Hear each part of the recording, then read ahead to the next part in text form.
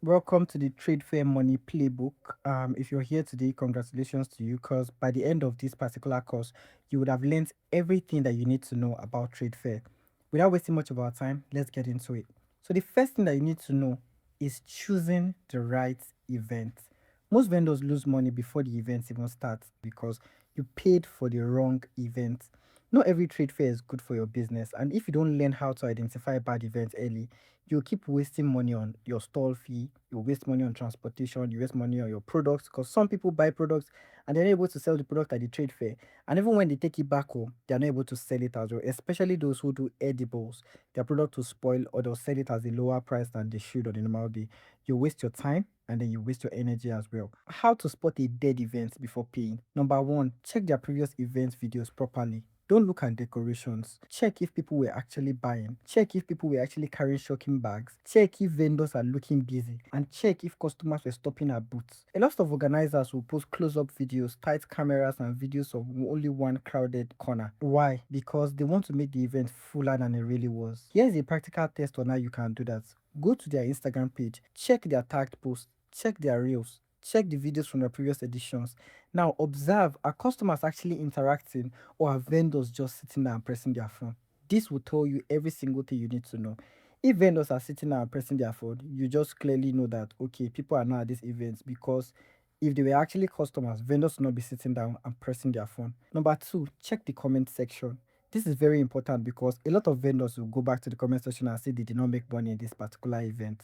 They will say things like this event was dry, there was no sales, there was poor turnout, it was a waste of my money. And even if people don't say it directly, you'll feel it because they will not even comment. The comment section will just be empty and nobody will be happy about it. If this happens, then it is a bad sign. Don't go for this particular type of event. The next thing is to watch how they market the event. This is very important. Ask yourself this question: are they marketing to customers or only vendors? Because many organizers know how to attract vendors, but they don't know how to attract buyers. Why? Because they don't have activities in the trade fair.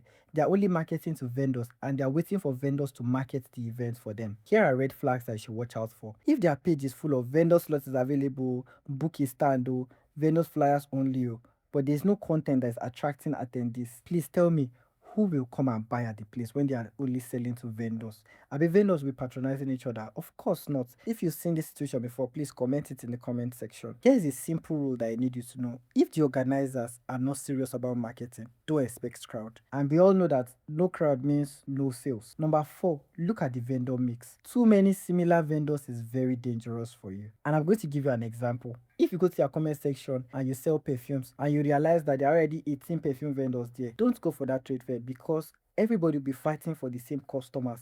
And there's a very high chance that you will not sell in that particular event like you should. You will not even recover your money. So if you're going for a particular event, here are questions that you should ask. How many vendors are in my category already? Smart organizers will balance categories. Bad organizers will collect money from everybody. And that's why sometimes you go to a trade fair, you realize that there are 70 people selling a bias in that trade fair, and you're selling a bias, you're selling ready to wear. There's a very high chance that you will not make sales because you are competing with the customers that are there are not even up to 70, and you're competing with 70 other vendors. Don't go for this trade fair. Carry your money and run ads on Instagram. Here are red flags that organizers won't tell you at a trade fair. Red flag number one: we're expecting massive turnout. Anybody can see this thing. Ask for proof. Ask questions like how many people attended the last edition? What marketing are you running? Are influencers involved? Are you running ads? Why? Because when you ask questions like how many people attended the last edition, if they don't know the number of people that attended the last edition, you say if you don't know, they said they don't know, so how will you even know? Red flag number two: no proper communication. If before the event they are replying you late and they sound disorganized or they are avoiding questions, just imagine how the actual event will be like. If they're disorganized before the event, just know that they'll be confused during the event. Red flag number three: they rush you to pay fast. They'll tell you things like, oh, we have one slot remaining. Oh, payment closes tonight. Oh, hurry now. Pressure is not a proof of quality. Some organizers can create fake urgency because they need vendors' money quickly. When an event is run by the vendors' money, you can tell that they don't have an emergency money to run that particular event in case anything goes bad. So there's a very high chance that it is the vendors that will suffer it at the end of the day. So never rush emotionally to make a payment. Red flag number four: they don't have videos of crowd in the trade fair. I'm not talking about flyers, I'm not talking about graphics, videos, actual videos. If they can't confidently show you the busy crowd moments, or they cannot show you customers buying, or they cannot show you customers selling. Don't go for this particular type of trade fair because you waste your money. Red flag number 5, vendors complain quietly. Sometimes vendors don't publicly drag organizers, but you just notice that at the end of the trade fair, you will not see anybody saying thank you will not see any testimonials, no reports from vendors. If you check a trade fair and vendors are not repeatedly coming for that trade fair, that's a sign.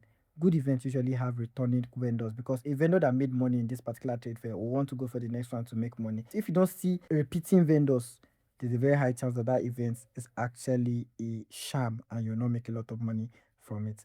Part 3, questions to ask before you register for a trade fair.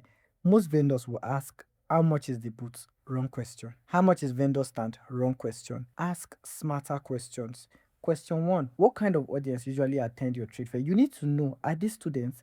Are they working class people? Are they luxury buyers or are they families? Because audience will determine spending power. You cannot be going for trade fair that is targeted for Gen Zs and you're going there to sell modest wear for people in their 40s. There's a very high chance that you will not sell at this particular trade fair, or you go there and gonna be selling luxury perfumes. There's a very high chance that you'll not make a lot of money.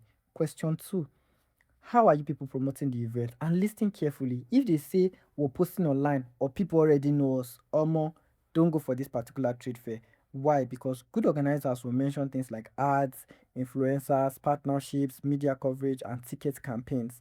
If they don't say that, don't go for that trade fair. Question 3, how many vendors are expected? If they say, oh, we have over 300 vendors, that's not always impressive. Sometimes too many vendors means less visibility, more competition, and lower sales per vendor. There was a trade fair that happened in Abuja. They had over 250 vendors at that trade fair. A lot of vendors sold at that trade fair, and a lot of other vendors did not sell anything because they had too many vendors, even though they had crowd in the trade fair. So if there are too many vendors in the trade fair, don't go for the trade fair. Question number 4, can I see videos from the last edition? Not flyers, videos. Some of them, they don't have a drive where they keep the videos that they shot. They intentionally do that because they don't want you to see that the event was dry. You want to see real crowd movement, customer engagement, and vendor activity.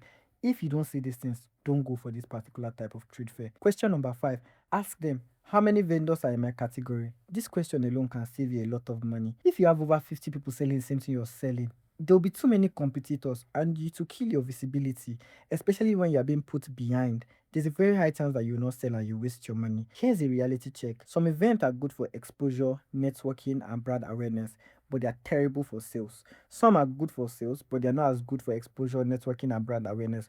You need to know your goal before you pay for that stand. Are you going there to expand your audience, or are you going there to sell? Very, very important. Here's a quick events checklist. Use this every single time. If you can screenshot this so that you can use it every single time. Before paying for any event, ask yourself, is the organizer marketing properly? Did their previous vendors look busy? Is the audience your target audience?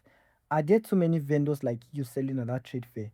Can you realistically cover your cost at that trade fair? If the answers are no, don't pay for that trade fair. After this model, you should be able to identify bad events before wasting money. You should be able to ask smarter questions before paying. You should be able to avoid poor organizers. You should be able to choose events with better profit potential because sometimes the easiest way to make more money at trade fair is to stop attending bad ones. If you learned so much from this model, please give me a like. If you're on YouTube, subscribe to this channel. And don't forget that this video is actually sponsored by Wave Budget. Wave Budget is a marketplace that allows you to buy things and pay in installments. And if you're a small business owner, you're looking for capital to run your business, I think you should reach out to Wave Budget. They actually have a savings and an investment program that allows you to save money and to also invest on their platform. Alright guys, that's it for this particular model. I'll see you guys in the next model. If you're not following me, please click the follow button right now. And if you're not subscribed to my YouTube channel, please subscribe to my YouTube channel. I'll see you guys in my next video. Bye.